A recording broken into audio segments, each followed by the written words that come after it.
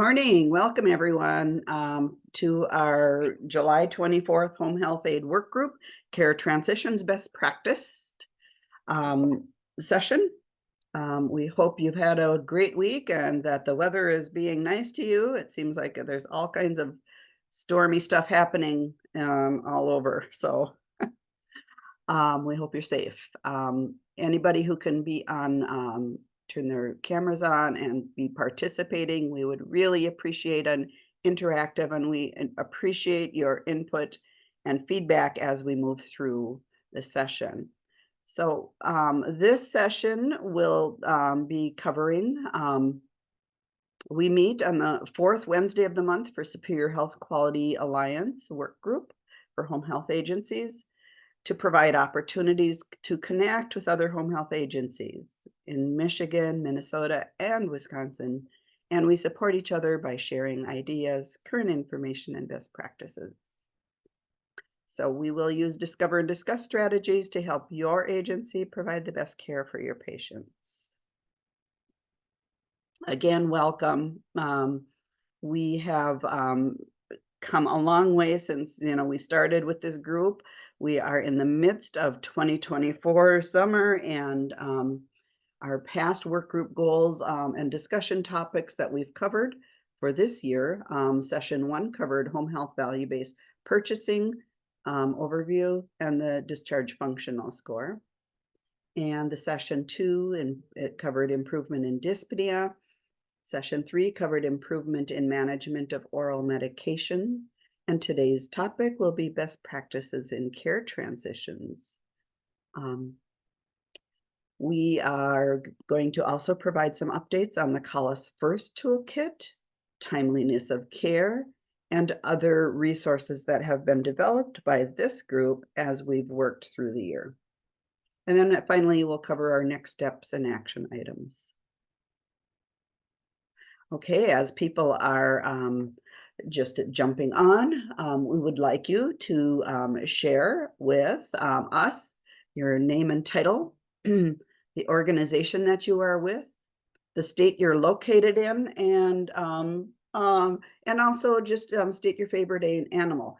And group, we forgot to discuss, is this going to be live or in chat?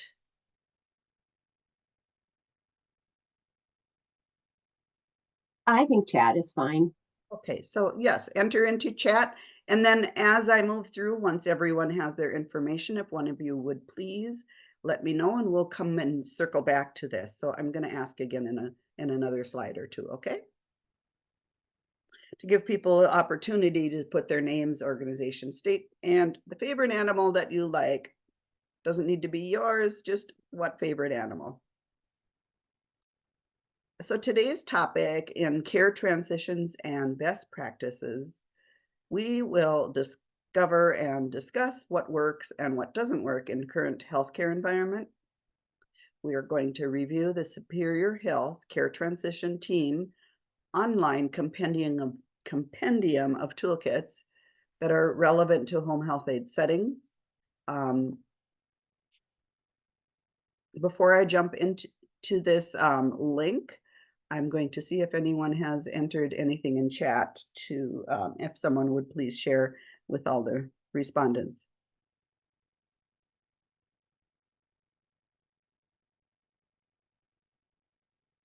So maybe Christine or Barb. Barb's not here. Janelle. Yeah, we do have, it looks like a lot of people have a dog. They're either their own dog or dogs as their favorite animal. One individual, Karen, really likes the blue heron crane. Oh, and their call is very beautiful. I'm on board with that.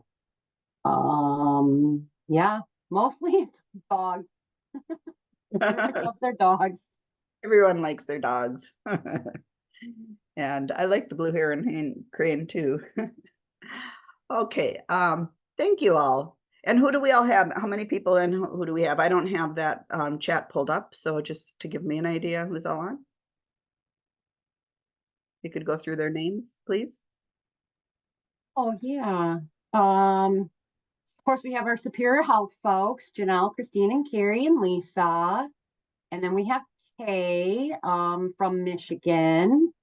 And then it looks like Karen also from Michigan, Amanda from Michigan. And we have Tone in Michigan as well.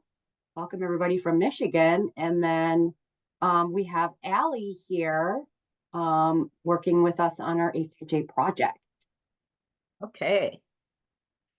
All right, so welcome everyone, and again, thanks for putting your information in chat. Sorry, I'm just doing screen share, so I have everything filled on mine. So I'm going to rely on my team to tell me if there's anything in chat that comes up as I'm speaking. So this is our care transition resources. Superior Health Quality Alliance developed this resource page on our website a couple of years ago, maybe.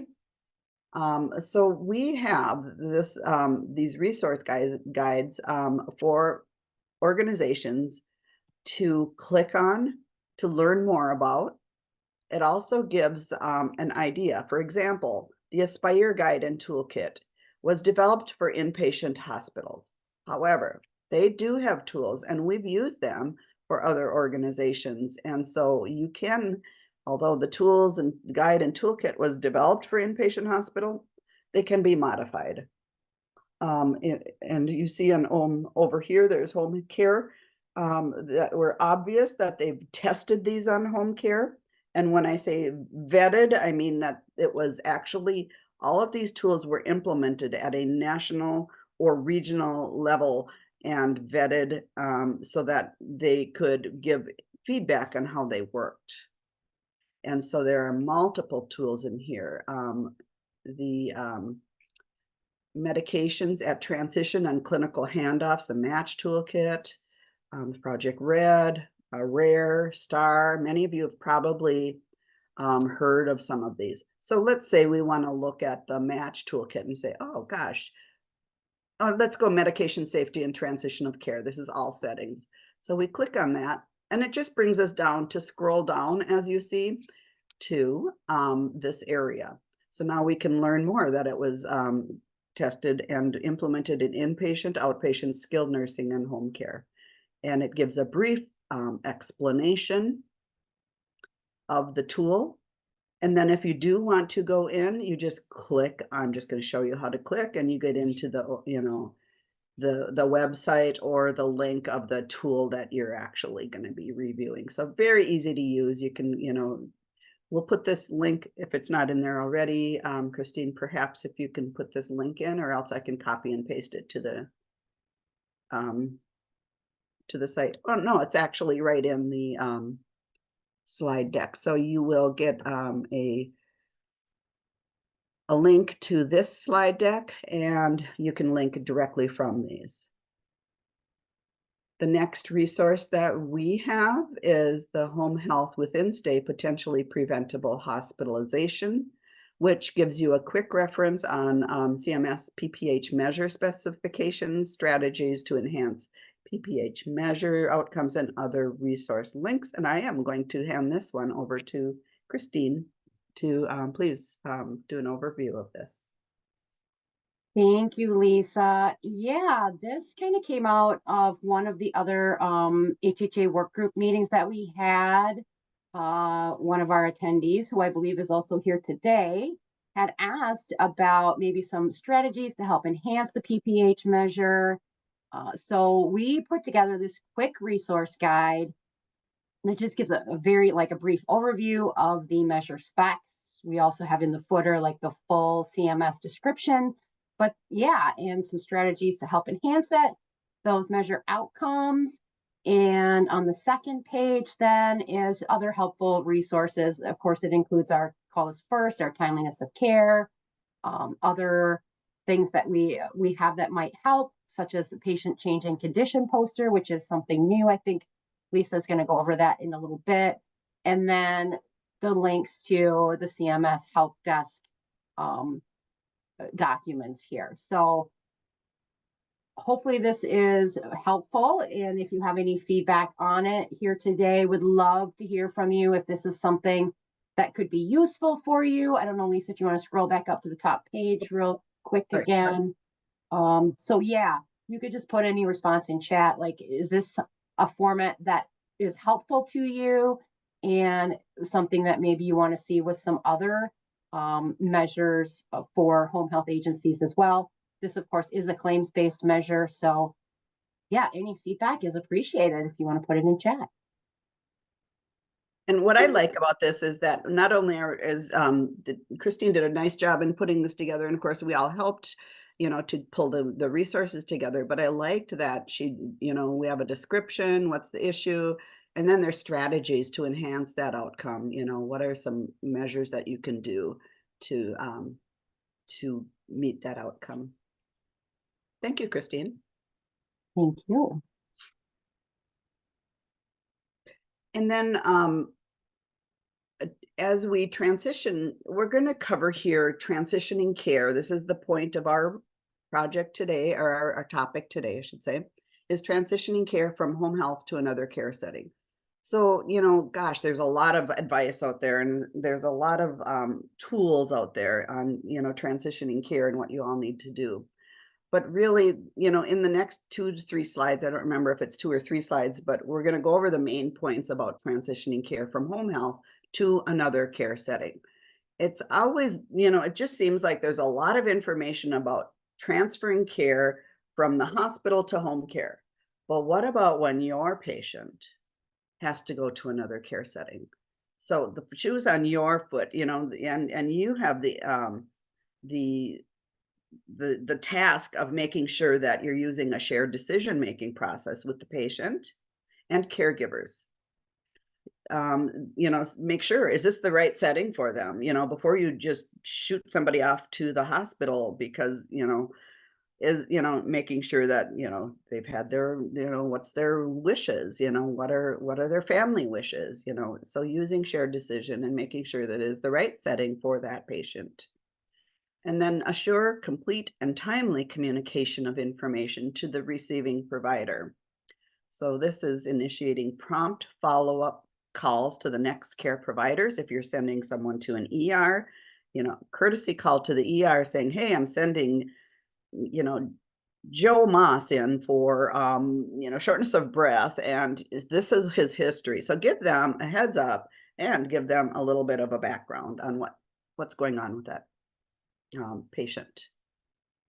If you're sending, same thing, even if you're sending them to a clinic or a urgent care or even a nursing facility, that one-to-one phone call is so important. It really is the key to care transitions. And then, of course, arranging the appropriate transportation. You all know that, do they need an ambulance? What level do they need? Or do they need have someone who can take them to where they need to go? And is it appropriate? What's appropriate for that patient? So make sure you're sending all the required documentation and data with the patient. This includes and I always reconciled med list. So DMAP, so demographics and medications, allergies, and problems. That's how I remember. Those are the 4 main things you have to send with. Demographics. They need that information to put them in the system, right? First thing, medication list, which would be a reconciled list, not just one that you found. Make sure that their allergies and problem list are on the documentation. And then 2 other things or points are the health-related social needs. So if you've done any kind of visit with them, you kind of know what their health-related social needs are after a few visits. Maybe after 1 visit, you have an idea, 2 or 3, each one you pick up a few more things. So write those down for the next level of care so that they know what are the needs and supports that they have. And then, do they have a physician order for life-sustaining treatment? Send their current care plan, treatments, and diagnostic tests that they've had done recently or that are relevant to their admission or transfer. Hey, And then, Lisa, we have a yes, comment in chat. You probably can't see chat, so I thought I'd just jump in. thank Thanks, you. Amanda, for sharing this. She says also to train staff to not necessarily accept the office staff initial instruction to send a patient to the hospital. Many times it's a default measure for them. And Amanda, I'm assuming you're talking the clinic setting, like when you'd call in, is that right?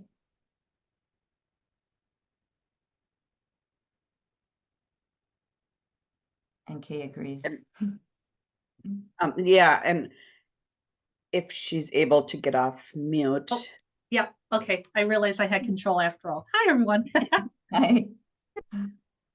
Yeah, so usually what it was, even when I was in the field case managing as a home care clinician, I would reach out to the staff and be like, the patient's having some signs and symptoms that, if we got in front of this, we could probably help them do better or adjust their meds or something of that nature. And I call these, the office, and I let them know this is a message and they're having these symptoms and blah, blah, blah. And, like to look at changing meds and like, oh no, doctor's instruction would be send them to the hospital. And I'm like, excuse me, this is part of my care is trying to prevent them from going to the hospital. I like to speak to the doctor. Thank you. You telling me you really can't put this patient in for an office visit tomorrow, assess them, adjust their meds if he's not comfortable with what I'm telling him? Really? So yeah, I've even done that where I didn't get orders or things that I needed on a patient, and they lived in a high rise and the doctor's office was the next block over. And I just was like, I'm tired of sending these orders in and faxing them and I get nothing back and they keep saying they don't get them. So I just walked into the office while I was on the phone with them and said, hello, let's get this solved. That's an excellent point, and that's that shared decision-making process. It's not only with the patient and caregivers, but with their clinicians. Yeah. I'm sorry, I Yeah. missed that. So thank you for bringing that to our attention. But Thanks you're for letting right. me speak. Yeah. And so important because, it is maybe the clinician, whoever, or the office staff, whoever it is that you're speaking to at the, at that clinic, doesn't want to get them or doesn't have appointments to get them in. But there are urgent cares instead of ERs. So, it's just what's the right setting of care. Mhm. So, thank you for bringing that up. Thank you. And then the fourth bullet is assuring coordinated care with the past and future providers, services, and resources, and bringing everybody in, all service providers, vendors, clinicians, and specialists that are involved in the patient's ongoing care. You don't want to send somebody off to wherever, a nursing facility, and then all of a sudden let's say you're home care and then there's a hospice team that comes in and they come in and see the patient that next day or even later that day. So make sure you're communicating those things.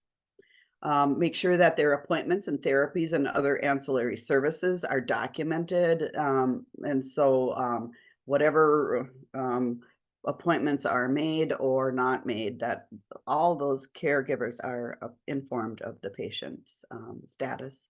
Would be nice, and then I think in Michigan you do have alerts for hospital admissions in some states, so that's great if you have alert admissions, discharges, and what is it, AD and transfers, ADT. So sometimes organizations will have access to alerts. And then, what are the community supports that could help this? This doesn't end when you transfer a patient out of your service to another one. They need the community supports. So just again, open discussion. What processes do you all use for successful care transitions, and when it works, what's included in that care transition, and what's most challenging during those care transitions? And the second question, do you collect data for care transitions? And so let's talk a little bit about that. So first, what tools or processes do you use when you transition care, and what's working, what's not working? Lisa, I'll read through the chat. I had asked when Amanda was talking, it reminded me of using the SBAR format. When I worked at a home health agency, that's what we used. So it's situation, background, assessment, and recommendation. So I just asked how many communicate with that. I got a thumbs up from somebody, Amanda.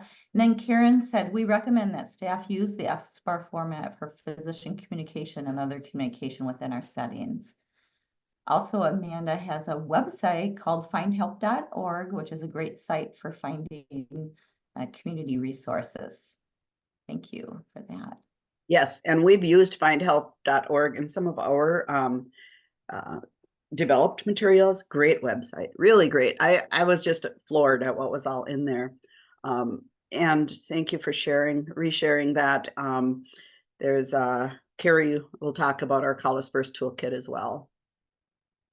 And do you collect data for care transitions? Does anybody keep track of how many care transitions you do and what are your pain points? Sometimes we do transfer patients to kind of SNFs to avoid hospitalizations, but it's kind of like very few and far between. So really we can count the number of incident or occurrences on our hand. So really no tracking in that aspect, but we do kind of partner up with SNFs and see what their admission criteria is and say, so that we know in a standardized way that, okay, they require, demographics, they require med sheet, they require, recent PT evaluation, OT evaluation, to justify that patient being a direct admit. So we've developed, tools with our SNFs or our partner SNFs in order to kind of expedite the transition process to a SNF to reduce hospitalizations. Wonderful. I mean, really, that community involvement is so important, is to work together. Yeah, you cannot be successful without working together. I mean, it's a village. It takes a village, right? You can't single-handedly, take care of these patients. You need the physician involvement. You need, other healthcare providers involved in the whole process. So, yeah, not working in a bubble. What do you need from us, from Superior Health Quality Alliance?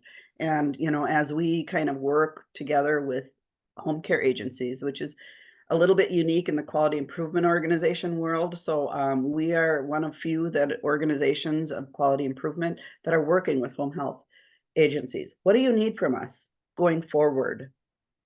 I guess, yeah, I guess kind of evidence-based practices. I mean, research, something that's kind of based in research, and I see these tools are just that. And I think that's great. This is the first time I'm looking at these tools. That would be helpful. Really, we're looking for evidence-based practices to reduce admissions. We're not, we have gotten past the point where we throw something at the wall and, hoping it sticks. But, we're looking for just, practices based in evidence that have been proven to reduce admissions. Really, that's our main focus, is trying to help, reduce admissions. I second that, Ahmed. Yes. I'd also like to say, with our patient population, there's a lot of teaching to the caregivers, but most of our patients are living in these high-end senior care buildings. And some of the family has become a little dependent on the buildings to do everything and not so much them engage. That makes any sense? Yeah. So I think maybe even some tips, wisdom, advice, evidence-based research on how to get caregivers more invested and engaged and understand that their involvement is so valuable to that person's outcome and staying out of the hospital. You can tell them, you can want to meet with them, but they don't prioritize you sometimes. I don't know if anyone else struggles with that. Yeah, I have a small comment to make on that. I was just reading an article yesterday about how they did some studies about readmissions in European countries and the U.S. as well, and what they found was that a big factor, a very large factor in reducing readmissions was contributing to that social determinants of health were kind of responsible for that. And that's, something that's, it's very difficult to address as a home health. We can impact so many things in the patient's care, but, trying to affect increasing, patients' literacy level, you can't do that, right? Right. So it's really, it's proving a big challenge, that we face. Thank Mhm. you so much for bringing that up. I so much agree. You know, home care is so task oriented. You have so many things to do. And really, when you get down to it, home care, you're the nexus for what's in that patient's home. You don't know when a patient comes to the clinic when by looking at their shoes. Well, you might be able to get a little idea by looking at their shoes, but you're not sure what house they've just walked through or what struggles they've just had. But when you walk into their home, you see half of them, maybe not all of them right away, but you might be seeing half of them and then just picking away at those social drivers and social health related social needs, and then figuring out how to address them to prevent those hospitalization is the key. Hmm. All right, let's move on. Thank you for all the feedback there.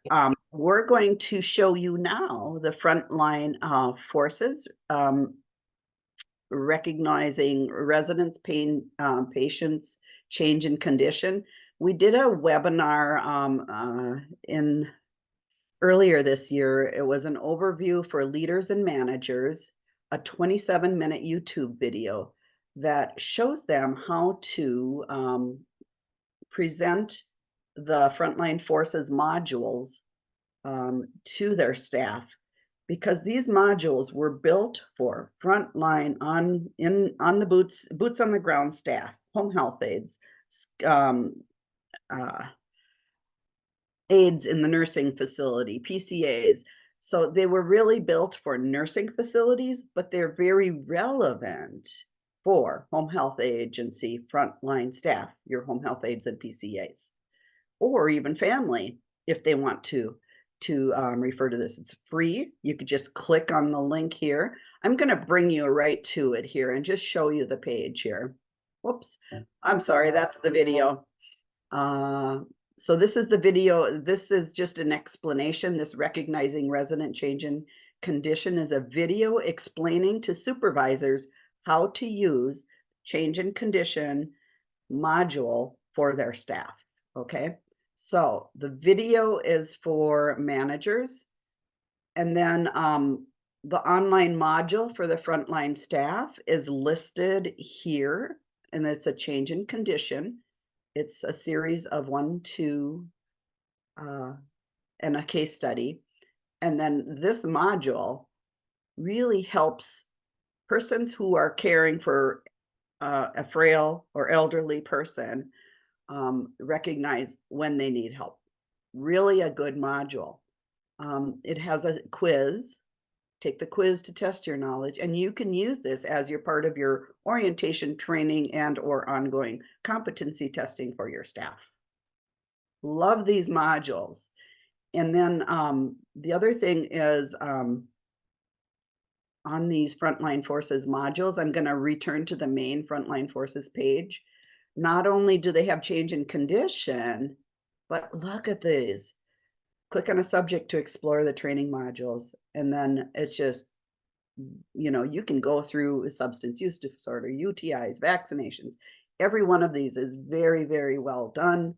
I'm going to brag up this chronic disease management team that put these together over the past years, and they are regularly updated. There's some Wonderful. information for supervisors on this page. So I hope that your home care agencies will use these for your frontline staff. Thank you for all that hard work. Thank you. Yes, I just get excited every time we talk about it. So what we had in here was a poster for a change in resident condition, which was built for skilled nursing facilities. We just redid this, and you can post this then. Change in condition, watch and report. Everyone is expected to watch and report any change in your condition. Early recognition and reporting to the nurse and supervisor, improves health outcomes and quality of life. So this is a poster. Just tells them the things that the physical changes, non-physical changes, and a QR code to get to the website. Post these in your bathrooms. Even, I mean, send them with your home health aides. Wherever you think it's going to be most impactful, your break rooms, your bathrooms, you know, whatever, so that your staff knows that, you know, when somebody's changing their appetite or sleeping habits or speech, you know, having pain, that's a change. Go report to the nurse. Then the nurse can go out and evaluate them rather than they deteriorate and continue to deteriorate until they get to a critical level. So we hope you would use that. Another thing that we've done this year is had a 5-session community health improvement collaborative 5 series. So session 1 covered step 1, session 2 covered steps 2 and 3, session 3 covered the 4th step, 4th, covered the 5th, and then all these have a presentation. And what this does is it helps communities, organizations within a community to collaborate together. As we were talking about earlier, you can't do it in a bubble. It takes a community to keep our people healthy. So there's presentations on analyzing data and identifying your target population to get you started, a YouTube video, and then the session 1 tools. We get down to step 4, applying setting-specific tools. This is this whole series is not only for home care agencies, really was built for hospitals and or community organizations such as skilled nursing facilities, home care agencies, assisted livings. So the majority of our participants were hospitals and skilled nursing facilities. However, we do have home cares home cares can use these tools and do use these tools. I am going to click on I actually have them pulled up here. Session 4 tools, applying setting specifics tools. When we got to that, this one, this is what each of those tools looks like. So for each session, this is session 4 tools with the date. And it gives you all of the previous ones, because these are meant to be done in a chronological order, of course, but we're jumping to session 4 to show you that these setting specific tools, we have many for hospitals. We use the Boost implementation guide, the Prepare, the SDOHZ code for documentation guide. And all of these are tools, and there's MedRec tools, there's patient education tools, closing the referral loop, emergency department tools. Those are hospital related tools. However, they can be modified to other settings, as we mentioned earlier. Skilled nursing facility transitions, and the decision guide. I like this one, the Go to Hospital or Stay Here, involving nursing home residents and families and acute care transitions. It's just a little brochure. It could translate into home care as well. So look at these. The Interact tools, if you've all heard of Interact, interventions to reduce acute care transfers. There's communication tools. I'm going to have Janelle explain the Interact tools for home care in just a little while here. But there's a lot of tools for Interact. There's skilled nursing tools. And then I'm going to page down to the home care tools. And these are the ones that we've already, developed for your calls first, timeliness of care, change in conditions, the poster, and then frontline forces. And then we didn't talk about the timeliness of care intake scripting tool, but we'll be covering that later. So Janelle, can you talk a little bit about Interact? These tools were developed for inpatient hospitals, but there was an Interact tool that covers home care also, right?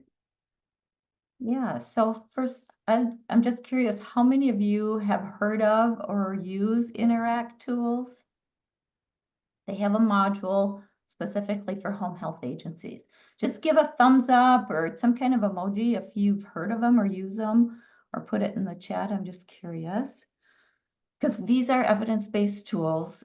They were developed a number of years ago. They started the focus on skilled nursing facilities, but they also have a module. They've adapted them for home health agencies and assisted living facilities if you work either one of those. So I didn't see any thumbs up, so I just want to give you a little background on what they are.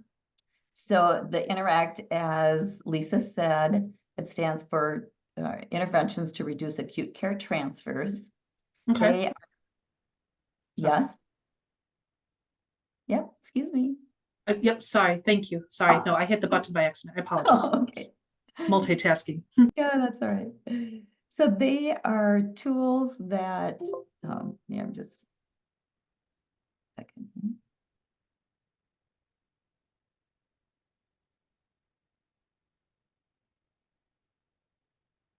All right. So it's a quality improvement program, and the point is to improve early identification, evaluation, and communication about acute changes and conditions of residents in nursing facilities, assisted living, and then home health. So it was designed by a project that was supported by the Centers for Medicaid and Medicare and Medicaid Services. Now, many post-acute providers across the US use Interact, and the tools are even embedded in some long-term care electronic health records. They're free, but you do need to register and log in to use them to obtain them. The overall goal of the Interact program is to reduce the frequency of transfers back to the hospital. And as we know, transfers to the hospital, they're hard on people, right? They can be emotionally, physically difficult for the people that we serve, and they result in numerous complications of hospitalization too, and they cost a lot of money. So the program includes evidence-based and expert-recommended tools, strategies to implement them, and related educational resources. So they're meant to be integrated into everyday care and can be incorporated into a home health agency's quality improvement program and processes. So there's 4 main tools with Interact. There's the quality improvement tools, there are communication tools, including SBAR, decision support tools, and advanced care planning tools. So Lisa, as you can see on her screen, let's see, scoot up just a tad.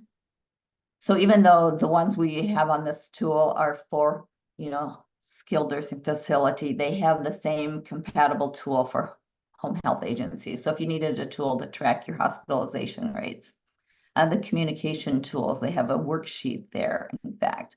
And they have something called the Stop and Watch Early Warning Tool, which is similar to the one that was developed by Superior Health, but it's to give to your patients and their families so they would know that something's not quite right. I should report that to a nurse. There's the SBAR communication tool. There's a MedRec worksheet. Couple other things that I love is communication between home health agency and a hospital. You can let your hospital or clinic know your capabilities. So you see it, SNF capabilities, there's a home health agency capabilities. So if you're able to, do labs, do IVs, do different treatments in the home, that's a way for you to let them know, and the patient could be served at home. And then scoot down one more, please. So there's something called the change in condition file cards. Yeah. These are to help clinicians as they would care for patients. Care paths show an algorithm and how it's really helpful, especially if it's a more of an inexperienced nurse. But what do I do if a patient has, symptoms of heart failure or symptoms of any of these commonly conditions that people go to the hospital for?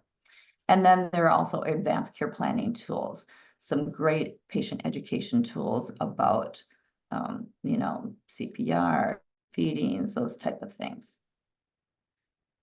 So I'll put the link in chat if it's not in there yet, but it's a great evidence-based resource that's available.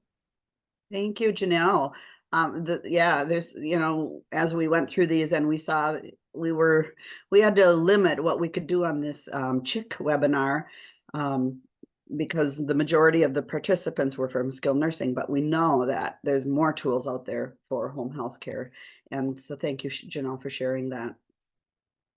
And then, and as we move forward here, this is the slide that has all the links for all the steps of forming a community health improvement collaborative, which is starting with you and getting, finding out what your community needs are, what your community resources are, And that's the steps too in establishing your community health teams and mobilizing resources.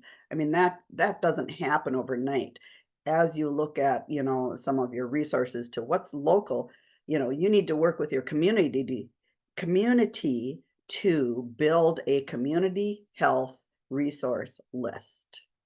So that's probably one of the main tasks in this, is to build that community resource list.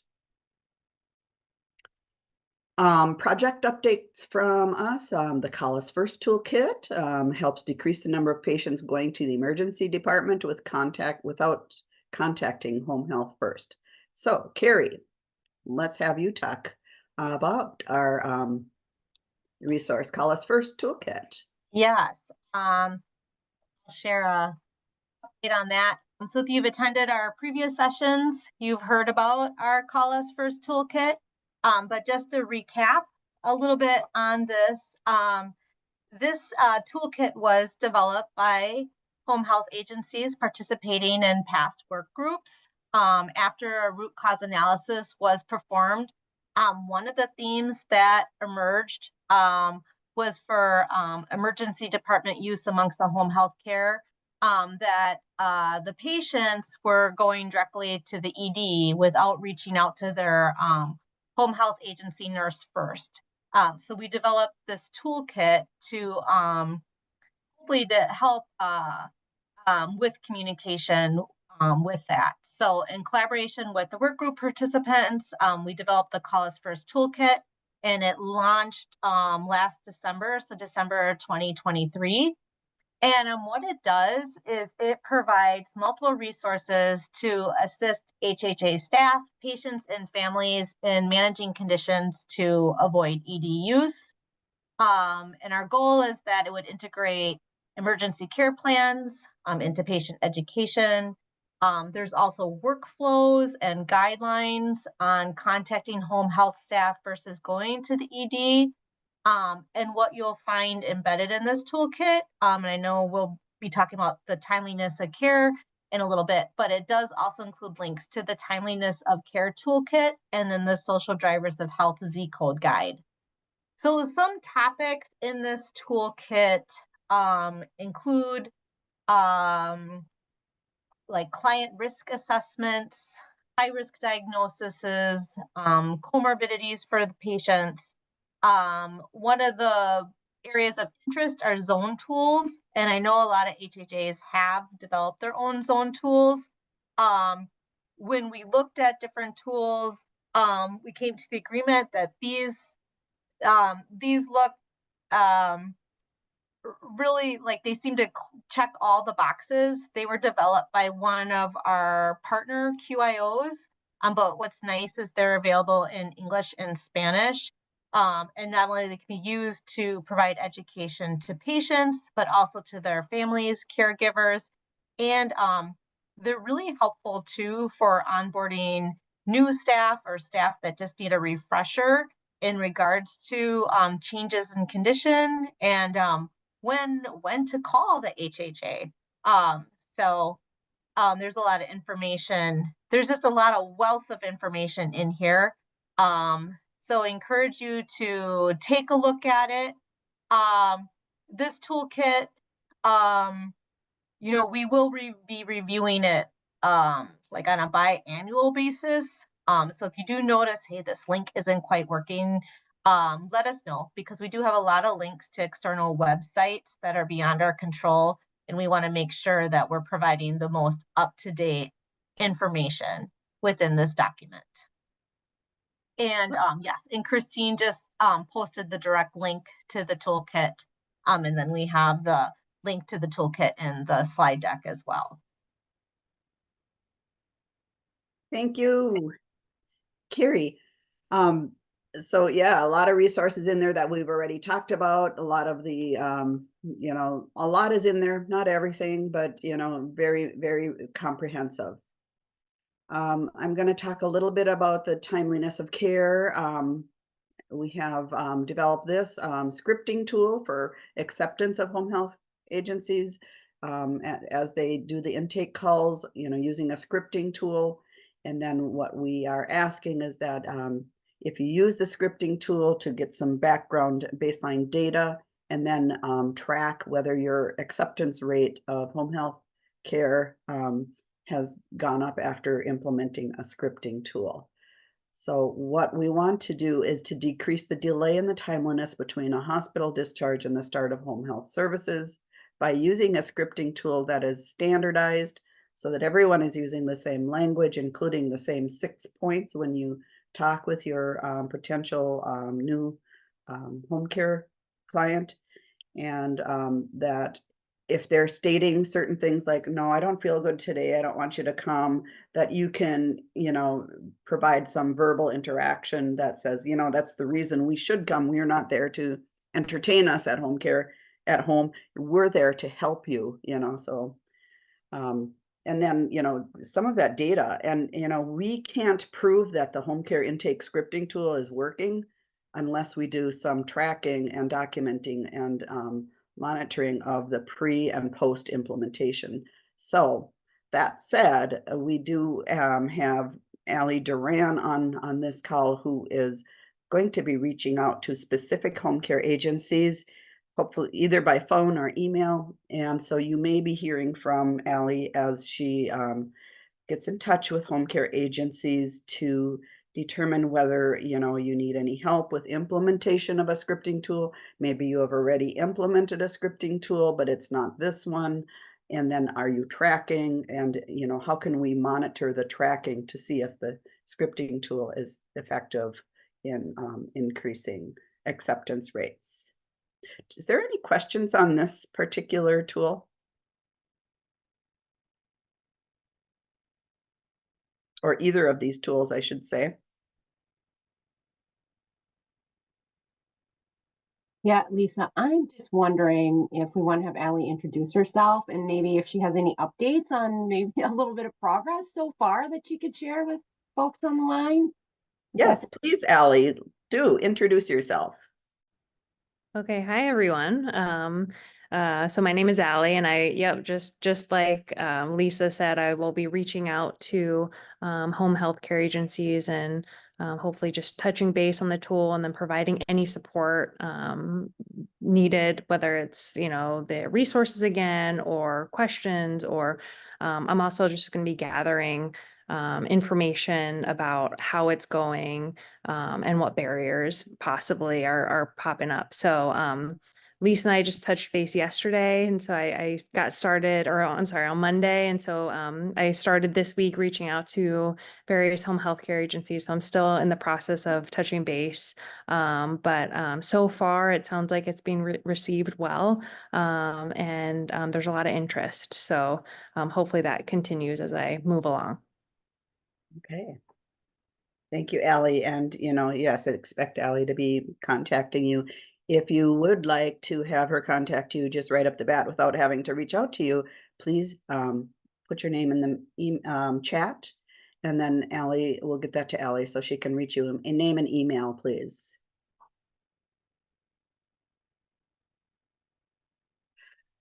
Next steps. What would you find valuable in our future meetings? We have decided August is going to be a month where we're going to not meet. And then we'll resume again in September on monthly meetings. So we want to know though, how do you see this group? What would be most helpful for you? We have some ideas in there, sharing best practices, resources, success challenges, interventions, topics. What would you like to see us do in these meetings? Do you want us to give didactics? Do you want to, do a short didactic with a little discussion?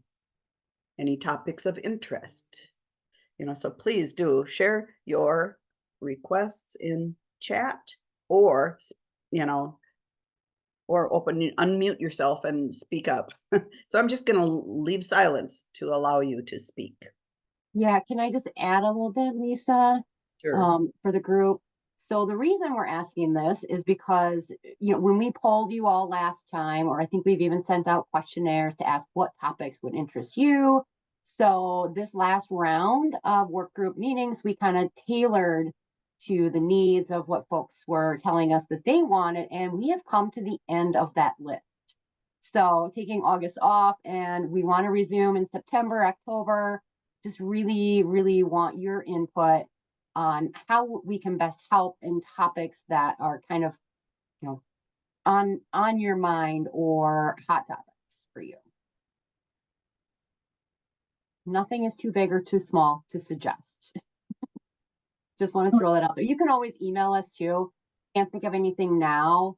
Feel free to send us an email or thanks, Ahmed. He says nothing comes to mind. But yeah, feel free to email us. I think we have our contact information at the end of these slides per usual. Yeah. And we should also note that your calendar invites for this meeting, today was the last on your schedule, but our admin person is going to just extend them. So if you previously registered, you'll get an invite for the September and October meetings, and they'll be the 4th Wednesday at 9 Central, 10 Eastern. So you don't have to do anything, you know, if you're on the call, they should be automatic. And then if you do know another home health agency who would like to join us, please do offer that. Well, they're free to join. They're open. You know, just let us know if you know another agency who would like to, you know, jump in on these calls. And so moving forward, we would like you to continue using the timeliness of care intervention and the Call Us First toolkit. They were developed specifically by this group for your agencies.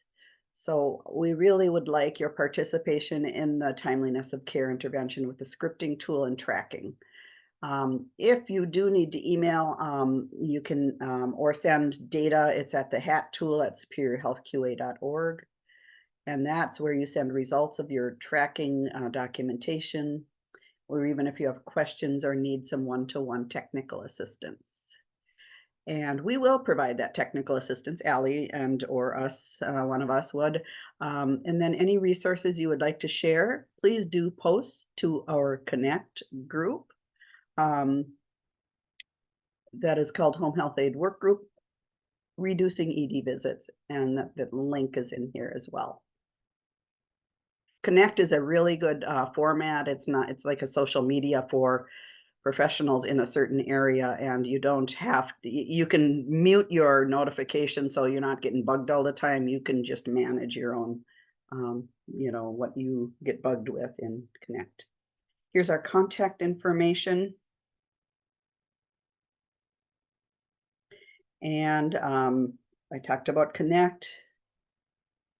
And I guess that is all for our presentation at this time. So I'm going to stop sharing at this point and leave it open for any other further discussion that anyone else has.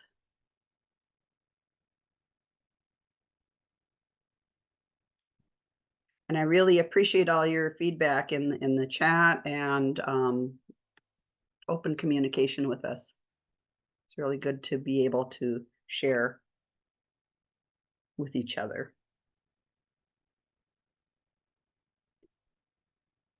So I'll leave it open for our group. Anything we should bring up in addition to what we've covered? So can I just circle back to that PPH one pager real quick? I just want to because that was something that came up in one of our previous work groups, and we pulled it together as a resource document for everyone. And I know we've been in this meeting, so maybe you haven't had an opportunity to look at it, or maybe you kind of did on the side. Anyone have any feedback for that? I think the link is still in chat here. I mean, if we get some positive feedback and if that's something that you all can use, again, we would be willing to create that for some other measures as well. And the other thing we've covered is the OASIS reporting. So these reporting measures are getting to be overwhelming, I think, for home health agencies. And you know, anything that you're finding difficulty with reporting on, the PPH tool, you know, that measure, and then the OASIS measures that are being, you know, need to report on for value-based home health value-based payments. those are some of the ideas, and that's what we've done kind of in the last couple of months, is develop resources related to reporting requirements.